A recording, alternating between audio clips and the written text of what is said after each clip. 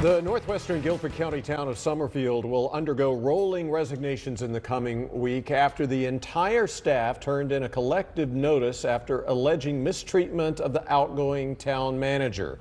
Good evening. This is the Fox 8 10 o'clock news. I'm Neil McNeil. I'm Katie Nordine. A major shakeup in this community. The town council voted not to renew town manager Scott Whitaker's contract after 12 years with Summerfield and while his wife battles cancer. Fox 8's Cassie Fambro joins us now in Summerfield. Cassie, today the town council met for almost 3 hours. Who's going to be in charge? Well, Katie and Neil, there was some talk that Mayor Tim Sessoms might also step down, but he has decided to stay on board after successfully advocating for Scott Whitaker to receive severance as well as ongoing health care coverage for his wife who has cancer. About the hostile work environment they've accused you of. Oh, I think our environment's okay.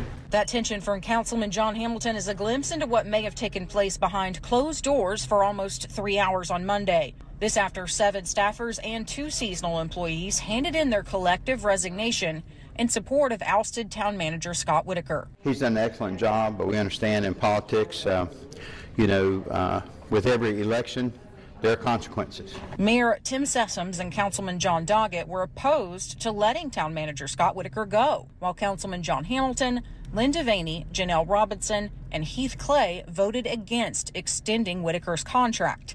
Hamilton and Clay were both elected last November. The fact that we're losing not only his experience now, but the experience of all of the rest of our staff is exceedingly troubling.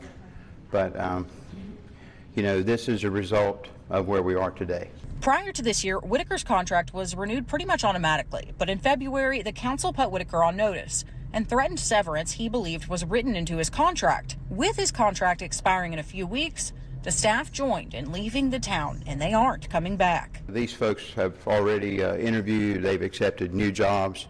They're great people. And so, some town somewhere will be very fortunate, very blessed to have them on their town staff. Incidentally, it's the job of the town manager to hire staff members, leaving big gaps in the small town. We'll have to begin the process to look for a new manager. We may end up with an interim manager, but as soon as we get that done, that will be the next thing on the agenda. In the meantime, people who live in Summerfield may experience the staffing strain. You certainly have to be worried about gaps in services. We'll do what we can to make sure that none exist, and that do our very best for that not to be the case. Whitaker will receive a severance package and insurance to care for his wife, and his last day is scheduled for early June.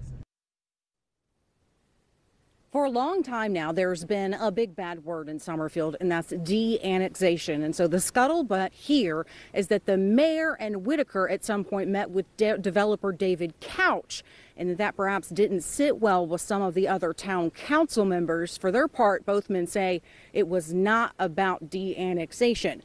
Coming up at 11, hear why the mayor says that he is going to stay on board here in Summerfield. Live in Summerfield, Cassie Fambro, Fox 8 News. Cassie.